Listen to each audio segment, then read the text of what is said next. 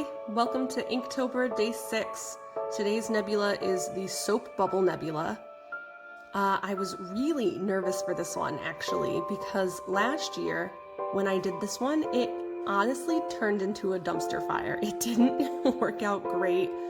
The colors didn't blend at all. It just honestly was one of the worst paintings I have ever made. So I was really nervous this go around.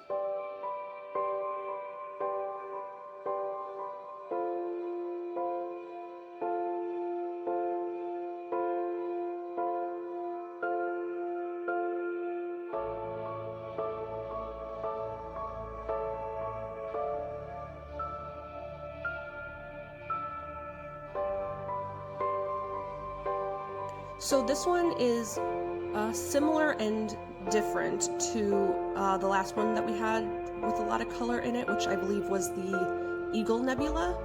So the reason this one is different is because with the Eagle Nebula, when I put down a lot of color, I then covered the color with black ink, so it only shone through a little bit. For this nebula specifically, the actual nebula is primarily red.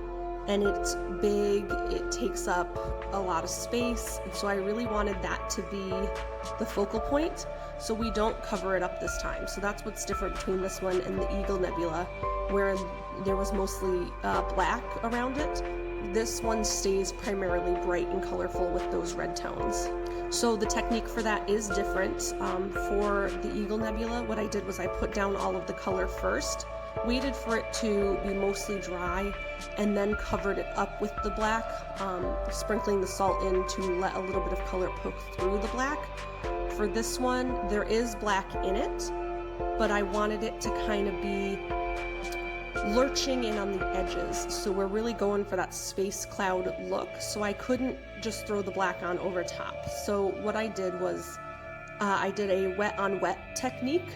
Rather than waiting for the color to dry underneath. I let it dry a little bit, but I wanted it to stay pretty damp.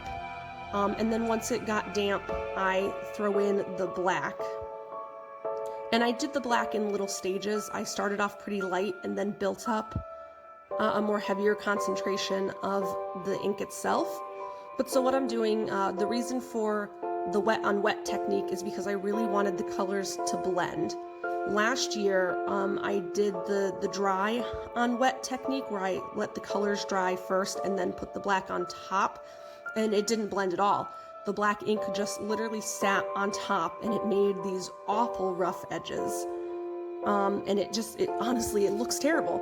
So for this one, it came out so much better doing this technique. And I think the key was I put a lot of salt and a lot of water. What I'm doing right here is I put a lot of salt and a lot of water in the edges of the ink while it was still wet, and then I added more of the watercolor on top, and I just kept working at it and kept making sure it stayed wet and gave the salt a chance to really spread and blend those colors together, and it worked out amazingly. It totally ends up looking very space cloudy.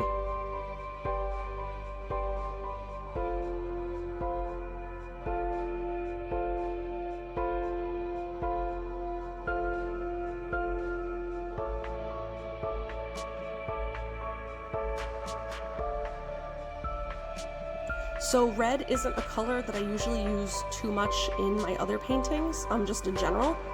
I don't have anything against the color, it's just very bright, and so I feel like there's not a lot of wiggle room with it. So I just tend to not use it too much, but what I learned is that red works really well with the salt. It's a really good color to get a reaction out of, so it works really well for space clouds and that kind of galaxy look. So I'll have to keep that in mind for anything in the future.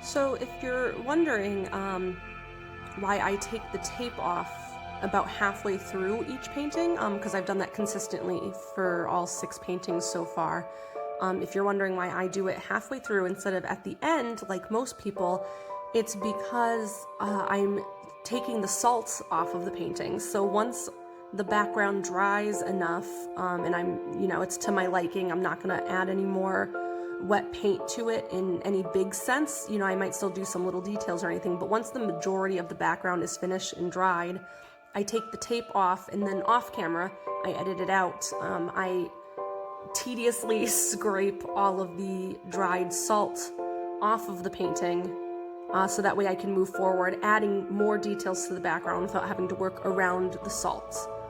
So that's what that is for. I do edit it out because it's not fun to watch. It's just me taking some kind of hard-edged object. Sometimes it's like a tin lid or basically anything that you can like scrape with, and I'm just scraping it off until all of the pretty much 95% of the salt is no longer on the painting.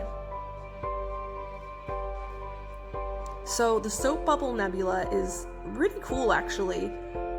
It looks exactly like what it says. So it's this big red space cloud, and then in the center of the space cloud is this like bluish white ring, and it looks like a bubble floating in the middle of space. It's very cool. So immediately I'm like, oh, that makes perfect sense. I know exactly why that one's called that. Some of them are up to more interpretation. That one was straightforward, and I definitely appreciate a straightforward named nebula.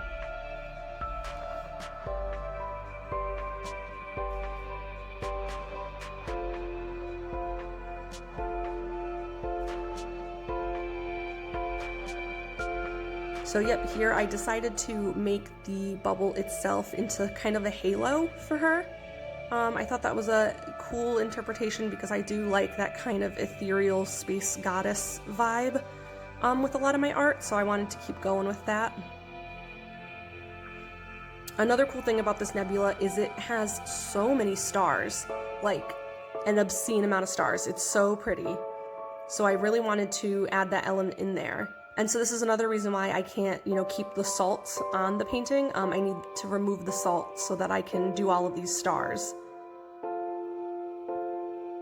So this painting ended up having a combination of white, gold, and blue stars. So that was something cool.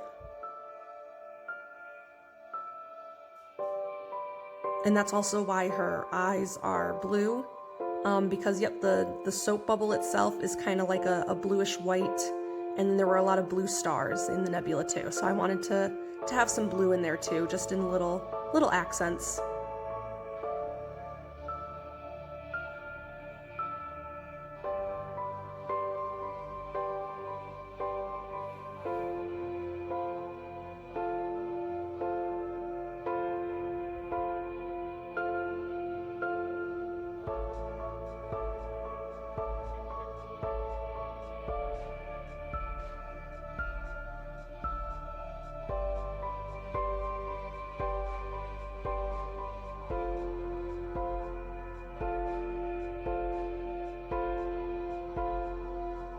And I believe this is our second painting so far that we have visible clothing.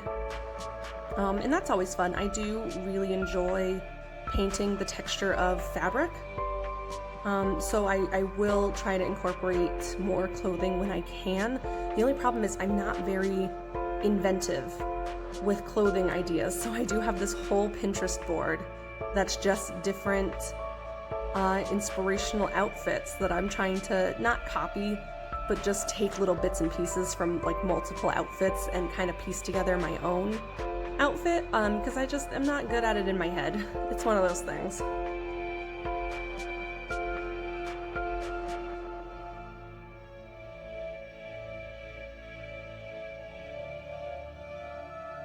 And I'm giving her little gold ink soap bubble tattoos, just little circles, just to, keep the bubble motif going.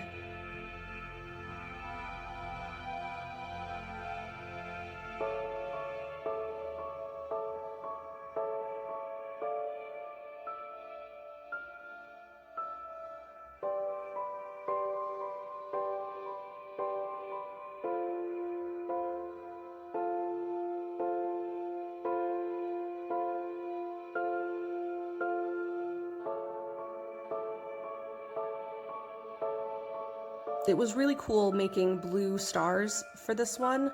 So hopefully in the future, some more of the nebulas that I come across will have multicolored stars so that I'll get to break out more of my, bright neon metallic gel pens.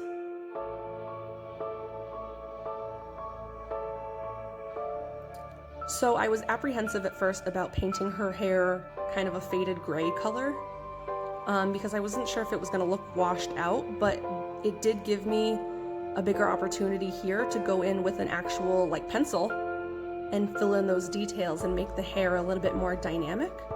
So that worked out in the end. The only thing is I did give her hair wispies that really just didn't show up.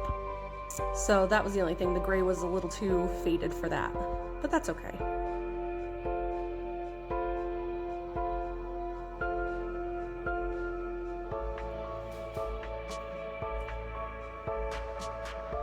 I think this is definitely a painting that looks better in person. I really like the way it turned out, but a lot of the details, I think because she's such a gray color scheme, compared to the bright background, a lot of the details really got lost in translation when I photographed it and on film here. My lighting setup isn't super great right now. I'm still putting together a proper studio space. So I don't have the best lighting, and that combined with my cameras, some stuff just gets a little washed out.